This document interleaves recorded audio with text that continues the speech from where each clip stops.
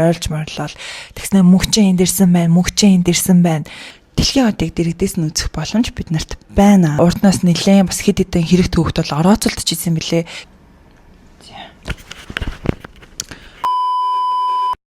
За бүгдээрээ нөө дараагийнхаа бичлэгээр санартайгаа уулзчаад маш их баяртай байна. За энэ удаагийн бичлэгээр хэдүүлээ сошиал дээр нэлээд олон хүмүүсийн хаалыг татаад байгаа сэдвүүдийн талаар ярилцгаая. За хамгийн ихний сэдв нь болохоор мөнхчингийн талаар ярих гэж бодлоо. За мөнхчин хүмүүс ер нь бол coin гаргасан гэдэг нь маш сайн мэдэх байх. За coin-оос өмнө болохоор нөгөө арилжааны бизнесийн талаар маш их ярьж өөрийн одоо сургалтаас тавьж исэн. За яг тэрүүгээр бол нэлээд олон хүмүүст бол танигдаж гарч ирсэн тийм хүн байгаа. За тэгээд сүүлийн жилүүдэд манай одоо сагсан бөмбөгийн үндэсний дээдлэг маань маш сайхан хөгжиж байна. За тэгээд мөнхчин бас яг энэ сагсан бөмбөгийн дээдлэгт бас нэлээд томоохон үүрэг гүйцэтгэсэн хүмүүсийн бол нэг байдаг.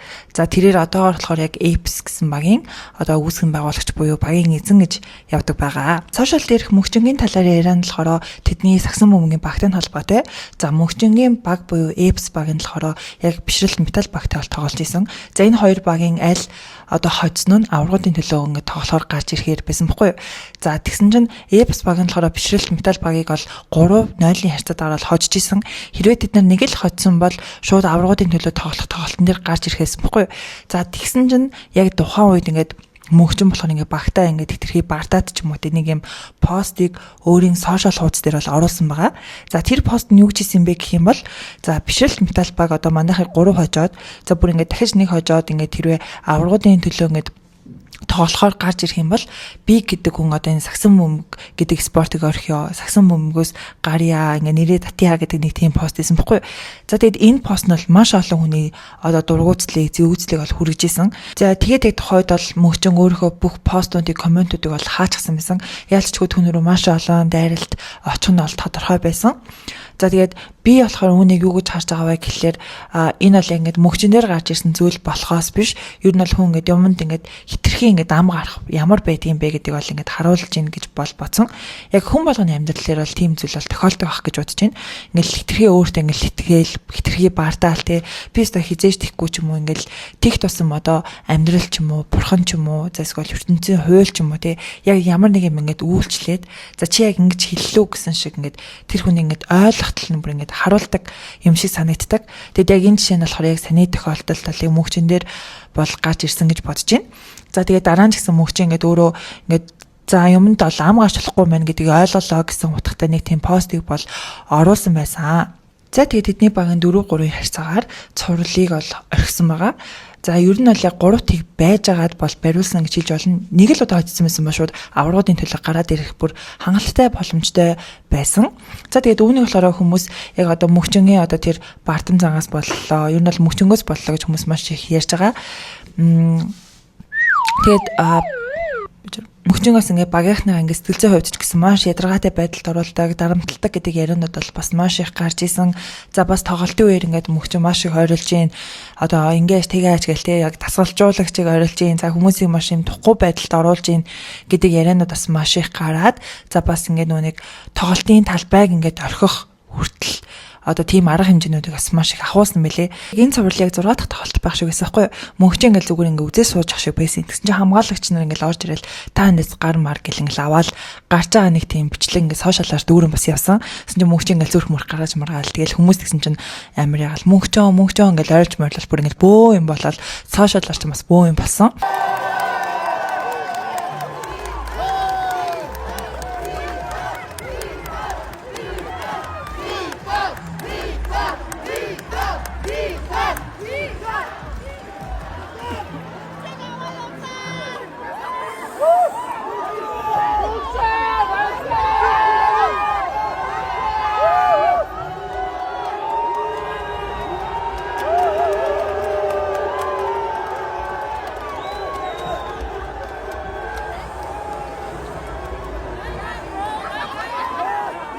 За тэгээд тэр бичлэгийг харчаад ингээд хүүрхэн хамтан зүгээр үзээ сууж хат ингээд хүүгээ гаргачлаа да гэж харж исэн чинь яг сая нэг пост гарлаа. Тэгсэн чинь яг мөнхчөнтэй ингээд зэрэгэлдээ ойролцоо сууж исэн нэг хүний пост байгаа байхгүй юу.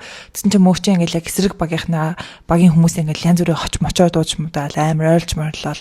Тэгснэ мөнхчэн энд ирсэн байна гэж бүр ингээд 5 6 удаа ойрлсон гэж байна. За тэгээд тэрнээс нь болоод ерөөхдөө бол хамгаалагч нар тус тоглолтын дээр бол авч гарсан юм байна. Мэдээж хэрэг баг нь хожигдсон.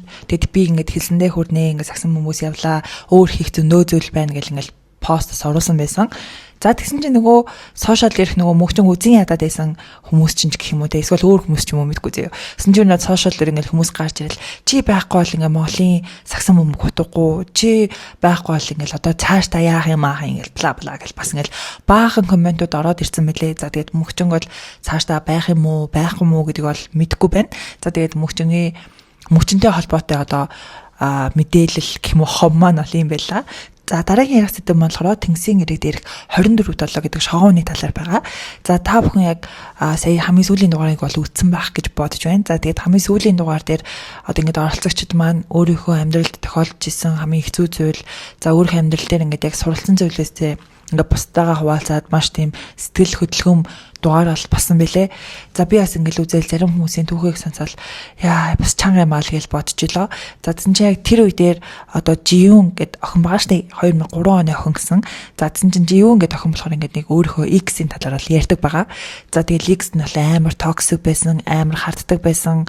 Ингээд гадуур хамт ингээл явж гутаа ингээд эртөө өөрлөө танангууд энэ яхаараа чам руу хартын ингээл амар хилдэг байсан гэл чи найзуудаагаа гарахгүй гэл баг ингээл хан ман руу ингээл амар түлхэж мүлхэлтэй ерөнхийдөө бол баг зэргийн одоо гар хүрэлтч гэдэг юм уу ингээд явагддаг байсан юм шигээр ингээд ярьдаг байхгүй юу. Тэгэхээр токсик залуу байсан. Үнхээр хартай. Зүгээр хажуугаар ингээд хүн зүрхөд энэ яагаад чамлаа хараад байгаа. Яхаараа чамлаа хартээ. Би зүгээр ингээд надад амар ойрлох юм уу те. Тэгээ гэрт тавтаа ингээд чи яхаараа найзуудтайгаа уулздаг ингээ гарнаас байж аваад ингээ ордгоо шийдэх, хандлуу шийдэх ч юм уу тийм хүмүүсүүд амар гарч ирсэн. Тэгсэн чинь тэр Toxic X нь хэн байсан гэж манайхаа. Тэр бол UB comedy-гийн баяраа байсан за. Бүр шок юм байгаас би бүр харчаад what гэж бүр яг тэгж хүлээж авсан. За тэгээд тэр нь яг яаж мэдгдсэн бэ гингүүд яг Жиюн өөрөө тэр дугаар дээр хэлдэг байхгүй юу? За манай тэр Toxic X битээр ингээд салгаад фэн охтууд нь ингээд намайг чи одоо хинээс салаад тахтай яадын гэсэн мэсэн гэл ингээд өөрөө ингээд ярьдаг. Фэн охтууд нь ч юм уу өчнөө олон ингээд фэнүүд нь ингээд надлаа амар дайрсан. Чи яагаад тэгсэн чинь яг тэр дугаар нь болохоор Look TV дээр айл өнгөрсөн 3 өдөр бол ингээд цацагдсан байхгүй юу. Тэгсэн чинь тэр дугаарыг үзсэн одоо Жиюны нэг тийм найз нь ч юм уу нэг тийм таньдаг хүн юм шиг байгаа. Чиний яриад байгаа хүн чинь баяраа мөн үү гэд ингээд өөрлөн ингээд чат бичсэн байгаа байхгүй юу. Тэгсэн чинь Жиюн уртаас нь мөө гэд биччихсэн байсан. Тэгээд тэр нь ингээд ер нь л заадарчихсан. За тэгээд баяраа өөрөө тэрийг харсан юм шиг үлээ. Тэгээд өөрийнхөө сошиал хуудасуудынхаа одоо стори дээр болохоор яг тэр талаар ярьсан байсан. Одоо хүртэл ингээд хүндэлж явдаг. Ингээд сайхан амьдраасаа гэж боддог. Чиний над яриад байгаа юм чинь Лэрдмэ гэдэг кинон дээр л гардаг гэл амар урт ингээд бүр ингээд 2 3 стори баг оруулчихсан байсан. Тэгсэн чинь Жиюн уртаас нь бас ингээд хүү чи бүр амар харддаг байсан мэт тэдэг байсан мэт ингэдэг байсан мэт гэж бас ингээд яг уртаас нь ингээд бас баахан стори оруулсан байсан. За тэгээд тэр хоёр болохоор ерөөсөө юм мэддэл маягийн пост ч юм уу бичлэг ч юм уу ерөөсөө хийгээгүй. Яг нэг тийм хэд хэдэн сториг ингээд яг ээлжиж хийгээл нэг тийм юм болсон байгаа. Тэгээд бас яг Тэнгисийн ирэг дээр яг тухайн ингээд одоо моментыг одоо нэг финалистууд нь ингээд үздэг штэ тий. Тэгсэн чинь батаа тэрийг ингээд сонсонгуудаа энэ токсик нэ энэ X нэг жоохон тийм токсик залуу юм байна тий гэд хэлдэг заяо. Энэ нөхдөдтэй залуу байсан юм тий. Хөрхөө яг их юм нөгөө юм хэцүү тийм нөө токсик харилцаатай тий. Тийм үерхэлтэйсэн юм л да тий. Тэгсэн чинь хамгийн амар инээдтэй болохоор батаа ч өөрөө тэр баярагийн захирал нь байгаад байгаа байхгүй юу. Тийм болохоор надад бүр бас л тэ үнэхээр одоо тийм хөгжлөлтэй ч юм уу. За хөгжлийн цаашаа энэ нэг тиймэрхүү санагдсан. За тэгсэн чинь яг энэ талаараас баяраа сүүлийнхээ комеди дээр бас өөрөө ярьсан юм байлээ. Хүн амьдралд X-ээ зөв сонгох хэрэгтэй байлаа. X-ээ яаж сонгох юм? Үнэн гинэ одоо тийм баг асуух юм байна ши. Чи ямар ирээдүйд яах вэ? Салчаад яах вэ гэдэг тийм. За бас нэг факт хэлэхэд одоо энэ Тэнгисийн ирэг дээр 2 4 7 энэ шоу нэвтрүүлгийн яг эхний дугаараас одоо хүртэл явж байгаа нэг эрэгтэй байгаа шүү дээ тий. Цэлмэг.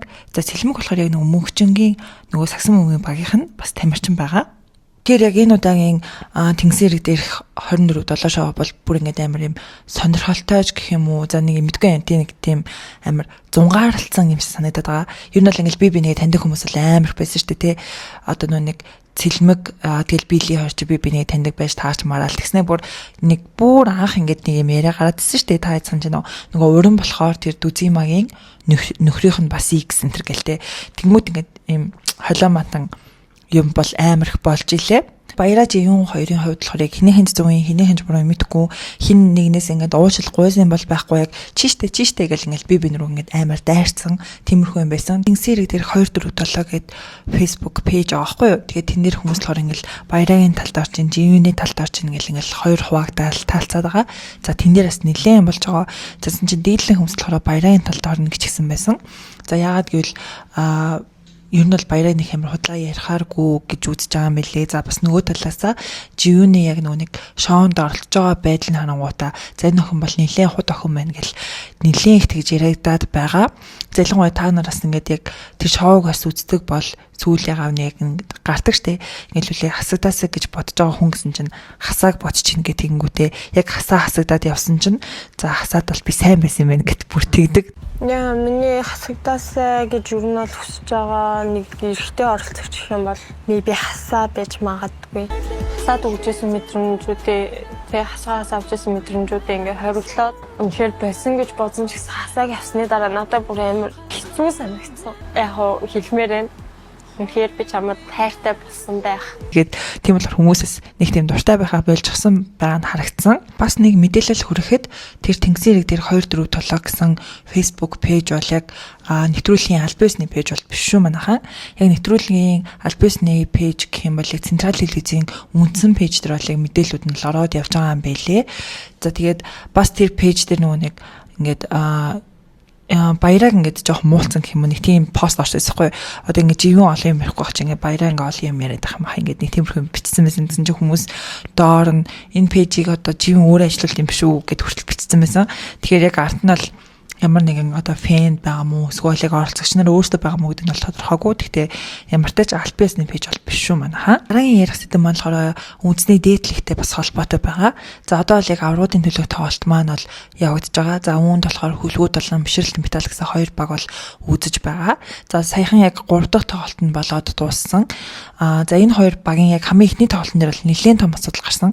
За тэн дээр юу болсон бэ гэх юм бол яг бишрэлт металлын одоо гаднаас ирсэн тоглогч буюу хөлгүүд багийн А2 гээд тоглогчийг бол нэлээд хүнд бол биштэйсэн. Тэр бичлэг нь бол сошиал дээр бас нэлээд их яваад бөө юм болж байгаа. Ялангуяа манай одоо монголчууд гэх юм уу яг гадны тоглогч ингээ монгол хүнийг гэмтээсэн учраас бол маш их уурлаж ингээд бөө юм болж байгаа. За тэгээд яг тэр бичлэгийг ингээд харангууд миний хувьд болохоор ингээд яг аль аль буруу юм шиг бол харагдсан. За ингээд яг А2 ингээд явж байгаа гот ингээд нүг скот ингээд амарсан нэг бөмбөө ингээд амарсан нэг өгчдөг зөө. Тэсэн чинь А2 бас ингээд ардаа скотыг байгаа гэдгийг харсан мөртлөө ингээд хоошоо ингээд альпаар ингээд шидчихдэг байхгүй. Тэсэн чинь нөгөө скот ингээд амар уурлан гутаа шууд артаас нь ирээд бүр ингээд амар ингээд цохоод авдаг.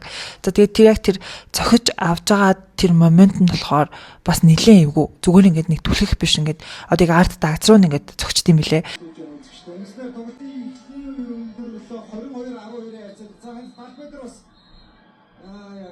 Тэгээ миний бодлоор болохоор энэ хоёрын хоёулангийнх нь буруу юм шиг ерөөхдөө санагдаж байгаа. За ялангуяа гэхдээ скотны бол бүр маш буруу. Яг л хүний тэр амин тус газар ерөөсөө тэгж цохиж ерөөсөө юм шидэж бол тэгж болохгүй. За тэгээд скот бол ерөөсөө А2-оос уучил бол гуугаагүй мөлий. Тэгээд яг багийнх нь өмнөөс одоо бишрэлт металл багийн үндсэн одоо пэйж дээр болохоор ийм одоо уучлалт гуйсан нэг тийм мэдээлэл маягийн пост бол орсон. Тэгээд скотыг 2026 оны 1 сарын 1-ийн хүртэл ерөөсөө тоглолтод ерөөсөө оролцуулахгүй. Тэгээд 2 сая төгрөгөөр торож байгаа гэсэн мэдээллийг бол хийсэн. Аз баярын гэр бүлээс бол энэ хүн ерөөсөө өөрөө уучлалт гуйгаагүй. Тэгээд одоо манай хүүхдийн биеийн байдал бол маш муу байна. Бид нар ингээд эмнэлгээр явж байна гэсэн одоо бас мэдээлэл бол өгсөн юм бэлээ. А2 болохоор 2005 оны хүүхэд буюу яг одоо 20 настай хүүхэд юм бэлээ. Ерөнхийдөө бол бас төлөвшөх нас нь арай болоогүй. Скот болохоор 1994 оных буюу энэ хоёр маань хоорондоо 11 насны зэрэгтэй. Тэгээд скот бол айл үшээ 30 гарчихсан тий. Ер нь бол айл хизээний одоо төлөвшөөр тэгээд ингээд бие барьж бас ингээд сурах тийм хэрэгтэй гэдэг нь бол харагдсан. За тэгээд Азийн хоёр дээр ч гэсэн анх удаа ийм одоо характер гаргаж байгаа зүйл бол биш. Урт өмнөөс зөндөө удаа тоглолтууд тэр ингээл юу нь бол бие маш барьж чаддгүй амар тургууртай бүр ингээл уурлал бүр ингээл байдаг нь бол харагдчихсэн. Веслигийн шил дугаар гараад ирсэн доо. За тэгээд Скоттигийн талаараас ингээд судалж үзэхэд урднаас нэлээд бас хэд хэдэн хэрэг төвхт бол орооцолдож исэн билээ. Гэр бүлийн хүчирхийлэл үйлдсэн, хулгай хийсэн гих мэтчлэн хэрэгүүдэд одоо орж исэн. Тэ харсан чинь ял идэлж исэн биш юм манайха. 90 хоногийн яг ял идлээд тэгтээ бүр 5 жилийн тэнсэн харгалзах ялууд идэлж исэн юм байна. Тэгэд маш их хэмжээний мөнгөнд торгуулдаас орж исэн ийм тохиолдлууд бол байд юм байна. За тэгээд ер нь бол цаашдаа Скоттиг бол яг үндэсний дээдлэгт бол хүмүүс тоглохгүй байх гэж харж байгаа. Яагаад гэвэл одоо 2026 оны 1 сар хүртэл одоо ингээд тоглох эрхийг бол хаачихсан. За тэгээд тэнгүүтээ одоо хэрвээ бас ингээд тоглолтод цаашдаа орж ирлээ гэхэд угаасаа монголчууд бол хүлээж авч чадахгүй байх. Бүгдээр ингээд бүүлээл те бас бөө юм болох байх гэж бодож байна. За яг одоо хамгийн сүүлийн хамгийн гоё мэдээллээ та нартай хуваалцъя. Энэ болохоор Big Bang хамтлагийн дуучин Tiang Монголд өөрийнхөө бие даасан тоглоог хийх гэж байгаа юм аа. За энэ бол бүр үнэхээр гоё мэдээ байлаа. Тэгээд яг манай үеийнхний хувьд буюу манай жоохон дээшээ үеийнхэн ч юм уу те ингээд бид бүгд яг 10 жил ингээд сонсож өссөн. За тэгээд яг 2025 оны 6 сарын 21-нд бол тоглолт нь болох юм байна. Одоо яг хэдэн цагаас гэдэг нь бол тодорхойгүй. За тэгээд тикетний хувьд болохоор 5 төрлийн тикет байгаа юм байна. За хамгийн хямдхан тикет нь болохоор 120 мянгаас эхэлж илээ. Тэгээд 165 мянга, 235 мянга, 275 мянга, 750 мянга гэсэн ийм 5 төрлийн тикетний сонголттойгоор за тэгээд зөвхөн шопигоос бол худалдаа авах боломжтой байна. Дэлхийн хотыг дэрэгдээс нь үзэх боломж бид нарт байна. За тэгээд бичлэгээ энэ хүргээд дуусгая. Та нарт маань таалагдсан гэдэгт итгэлтэй байна. Хэрвээ таалагдсан бол лайк дараарай. За тэгээд YouTube дээр маань subscribe дараарай. За бас битүүрийн пэйж бол энэ байна. Instagram хаяг маань бас энд оруулчихъя. Тэгээд дараагийн бичлэлээр уулзтлаа. Түр баяртай.